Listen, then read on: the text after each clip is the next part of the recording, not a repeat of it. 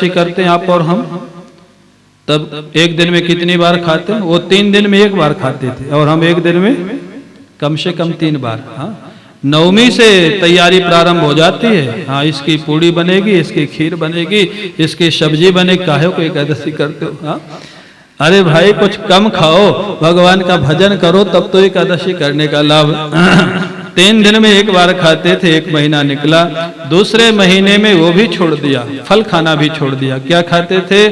6 दिन में 1 बार सूखे पत्ते। आप देखें इस बालक की साधना। लोग कहते महाराज हम इतनी साधना करते कुछ होता नहीं। ध्रुव जी ने क्या किया था? 6 दिन में 1 बार सूखे पत्ते खाते थे। दूसरा महीना व्यतीत हो गया, तीसरा महीना प्रारंभ हुआ, तीसरे महीने में सूखे पत्ते भी छोड़ दिए। 9 दिन में 1 बार जल पीते थे। तृतीयम चानयन मासम नवमे हनि अभक्षः।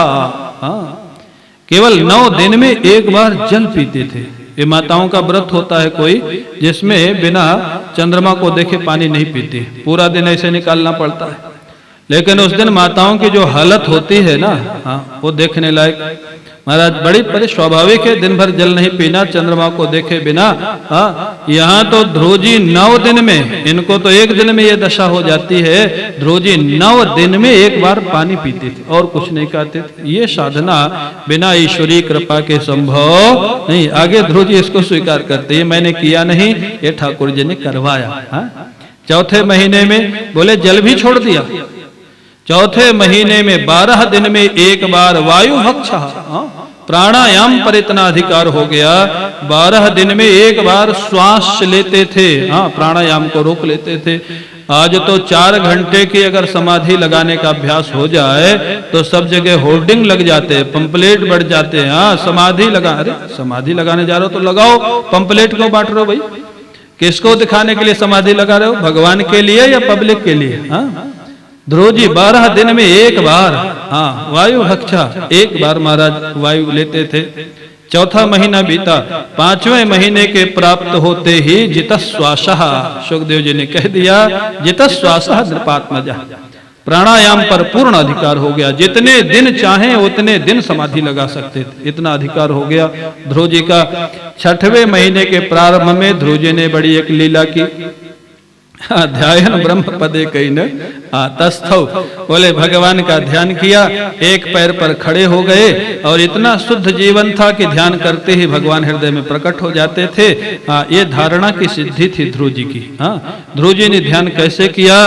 बोले सब में मेरा वही नारायण, एक रूप में सब में वही विद्यमान है, वही सबके रूप में है, वही मेरे अंदर भी है। ऐसा ध्यान किया और ध्यान करके अपने प्राण को रोक करके 1 पैर पर खड़े हो गए। हृदय में उनके नारायण प्रकट हो गए और ध्रुव जी समाधि में डूब गए। हाँ, खड़े हैं, 1 पैर पर खड़े हैं, हाथ जोड़े हुए हैं, हृदय में भगवान का ध्यान हो रहा है। श्वास को रोक लिया, प्राणायाम कर लिया। ये धारणा की सिद्धि का इतना बड़ा प्रभाव पड़ा। एक जगह जब श्वास को रोक लिया, त्रिलोकी में सबकी श्वास रुक गई, क्योंकि सबके हृदय में एक रूप का अनुभव कर रहे, एक ही परमात्मा का। एक ज्ञान की स्थिति नहीं थी, धारणा की स्थिति थी महाराज। सबकी श्वास रुक गई, सब लोग घबराने लग गए। भगवान के पास देवता लोग पहुंचे, घबराए महाराज क्या हो रहा है? श्वास रुक गई, सबकी श्वास आ जा नहीं रही है। भगवान मुस्कुराए, घबराओ नहीं, मेरा एक छोटा सा भक्त, बहुत छोटा सा, 5 साल का, हाँ, वो खड़ा है, मेरा ध्यान कर रहा है, प्राणायाम किए हुए है, श्वास को रोके हुए है, समाधि की अवस्था में। तुम घबराओ नहीं, मैं अभी जाता हूँ, हाँ, उसको दर्शन दे दूंगा और वो अपने प्राणायाम को छोड़ देगा, आपका सब व्यवस्थित हो जाएगा। पहली बार शायद भागवत में लिखा है, जिस भक्त ने भगवान को पुकारा भगवान दर्शन देने आते। ये तो ठीक है, लेकिन ये ध्रुव जी शायद पहले भक्त हैं जिनको भगवान दर्शन देने नहीं आते हैं, ऐसे भक्त का दर्शन करने आते। भागवत में जो शब्द लिखा है ना, हाँ, वो यही लिखा है। तएव मुत्सन्न भयावरुक्रमे कृतावनामाः प्रययोस्त्रिविष्टपम् सहस्रशीर्षापि ततो गरुत्मता मधुर्वनं भृत्य दिदृक्षया गतः। द्रष्टुमिच्छा दिदृक्षा तया दिदृक्षया, भृत्त दिदृक्षया। यहाँ क्या कहते हैं, भगवान गरुड़ पर सवार होकर के मथुरा जी जाते हैं। बोले किस लिए जाते हैं? बोले अपने प्रेमी भक्त का दर्शन करने की इच्छा से जाते हैं। दर्शन करने, दर्शन देने नहीं। जैसे आपका कोई 2, 4, 5 वर्ष का बालक पूजा घर में कमर सीधी करके बैठ जाए और 2, 4 घंटा बैठा रहे तो माता पिता कितने खुश होंगे। चलो चलो देखो देखो कैसा बैठा है, कैसा ध्यान लगा के बैठा है। ऐसे भगवान को खुशी हो रही है। भृत्त दिदृक्षया, अपने इतने छोटे से प्रिय भक्त का दर्शन करने के लिए भगवान पहुंच गए, मथुरा जी पहुंच गए। गरुड़ जी से उतर करके खड़े हो गए सामने। और बात सच यही हुई। क्यों? भगवान सामने खड़े हैं, ध्रुव जी सामने खड़े हैं, आंख बंद करके एक पैर पर खड़े हैं, हाथ जोड़े हुए, आंख बंद है। अब इस समय के अगर दृश्य को आप विचार करें तो ध्रुव जी भगवान को देख रहे हैं या भगवान ध्रुव जी को देख रहे हैं? कौन किसका दर्शन कर रहा है भाई? ध्रुव जी भगवान का दर्शन तो कर ही नहीं रहे क्योंकि उनकी आंखें बंद, वो तो समाधि में है। इस समय तो भगवान ही ध्रुव जी का दर्शन कर रहे हैं। भगवान सामने खड़े हैं, ध्रुव जी को देख रहे हैं। ऐसा बालक हाथ जोड़ के खड़ा, समाधि लगा के बहुत देर तक खड़े रहे। अब क्या करें? ध्रुव जी को तो अंदर भगवान के दर्शन हो रहे, आंख खुल ही नहीं रही। भगवान ने सोचा अंदर जब तक दर्शन होगा ये आंख खोलने वाला नहीं, अंदर के दर्शन को छिपा दिया। इससे पता लगता है कि भगवान ने कृपा करके ही तो दर्शन दिया था। अंदर के दर्शन को जैसे छिपाया, छटपटा करके ध्रुव जी ने आंखें खोल दी।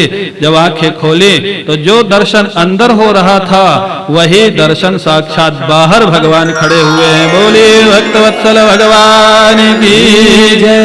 वही भगवान नारायण सामने खड़े हुए, शंख चक्र गदा पद्म लिए हुए, मंद मंद मुस्कुरा रहे हैं। ध्रुव जी बहुत देर तक देखते ही रह गए। ये तो वही है जिनको मैं अंदर देख रहा था। भगवान मुस्कुरा रहे हैं। ध्रुव जी बहुत देर तक खड़े रहे। ध्रुव जी को कुछ स्तुति करने की इच्छा हो रही, लेकिन अभी तक पढ़ाई तो की नहीं थी, स्कूल गए नहीं थे, स्तुति करना आता नहीं था। भगवान समझ गए ये स्तुति करना चाहते हैं लेकिन स्तुति करना आता नहीं, लेकिन इतना भाव है तो अपनी स्तुति करना इनको मैं सिखाऊंगा। इससे बड़ी करुणा और क्या होगी? मेरी स्तुति मैं ही इनको सिखाऊंगा कि कैसे करना है। क्या किया? पस्पर्श बालम कृपया कपोले, शंख को उठाया, ध्रुव जी के कपोल पे स्पर्श करा दिया। जैसे स्पर्श कराया ध्रुव जी के हृदय में सरस्वती का प्राकट्य हो गया। जहां हिंदी महाराज वाणी नहीं निकल रही थी वहां संस्कृत के श्लोक निकलने लग गए ध्रुव जी के श्रीमुख से।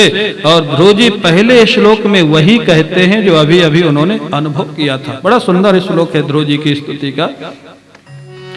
योऽन्तः प्रविश्य मम वाचमिमां प्रसुप्तां संजीवयत्यखिल शक्तिधरः स्वधाम्ना अन्याश्च हस्तचरण श्रवणत्वगादीन् प्राणान् नमो भगवते पुरुषाय तुभ्यम्। हे प्रभु, अभी अभी मैंने अनुभव किया है क्या? अंतः प्रविश्य, यह मेरे अंदर प्रवेश करके जिसने मेरे हृदय में सोई हुई सरस्वती को जागृत कर दिया है, मेरे हृदय से जिसने स्तुति करना सिखा दिया है, अग्रे आज मैंने अनुभव कर लिया। जब स्तुति करना जिसने सिखाया मेरे को लग रहा था इतनी कठोर साधना भी वास्तव में मैं नहीं कर सकता था, ये भी आपने ही कराई। अन्यास्त हस्त चरण श्रवण त्वगादि, मेरी बाकी इंद्रियों में भी जो शक्ति प्राप्त हुई है आज पता लग गया प्रभु वो मैंने नहीं किया, आपने कराया है। हे प्रभु, इन 6 महीनों में या निर्वृतिस्तनुभृताम तव पाद पद्म ध्यानात् भवज्जन कथा श्रवणेन वास्यात्। ध्रुव जी का विलक्षण अनुभव है।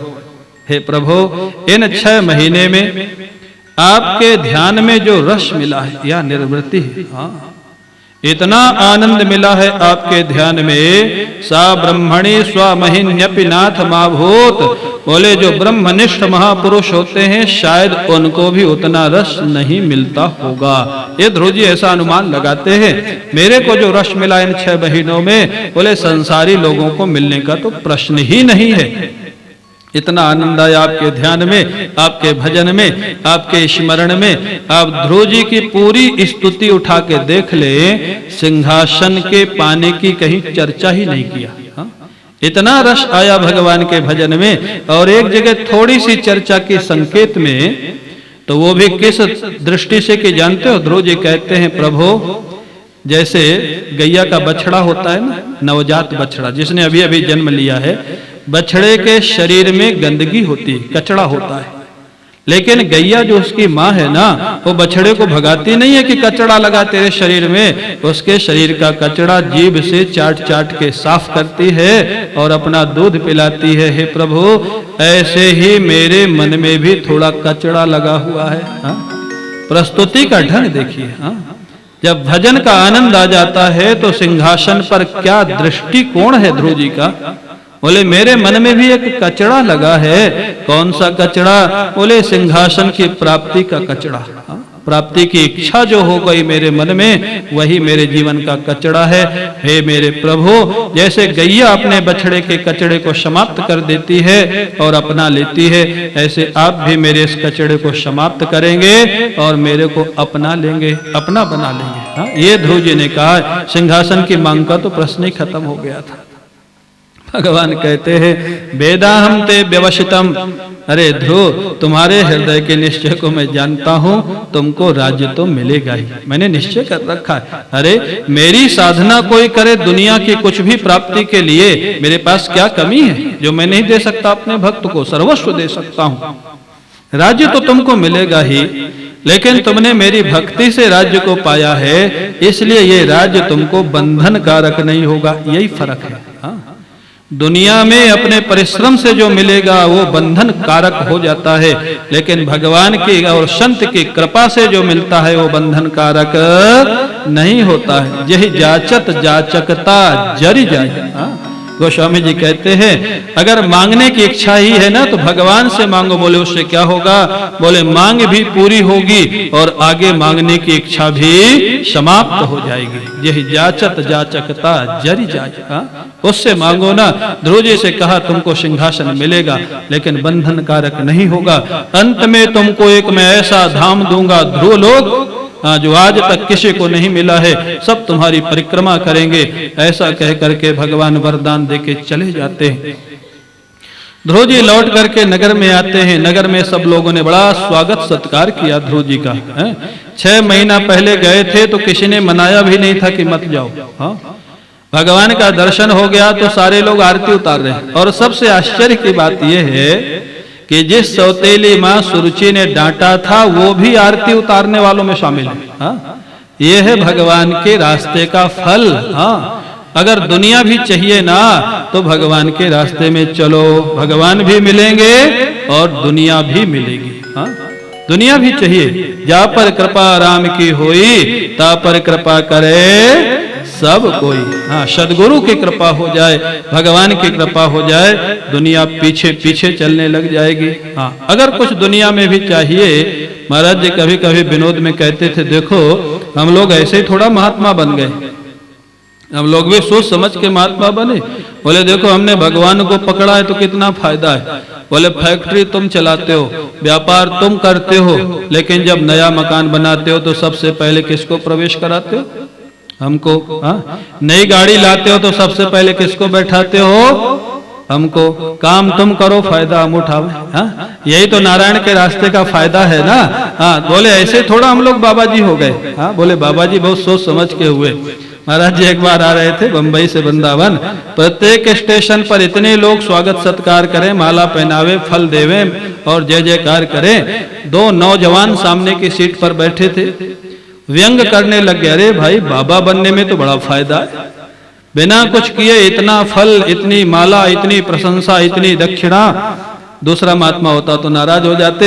महाराज जी बोले उन नौजवानों को जब इतना फायदा है तो देर किस बात की है, बन जाओ ना।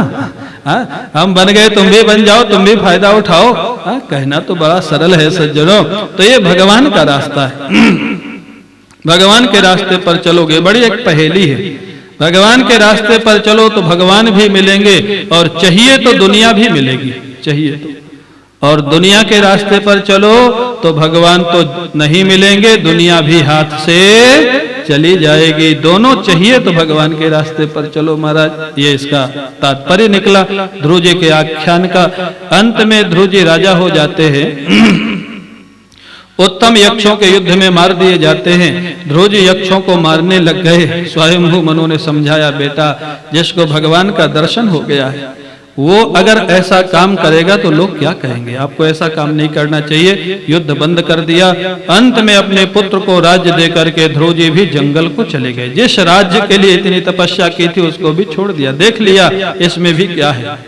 अंत में भगवान का भजन करने लग गए। बहुत दिनों तक जंगल में आनंद से भजन किए।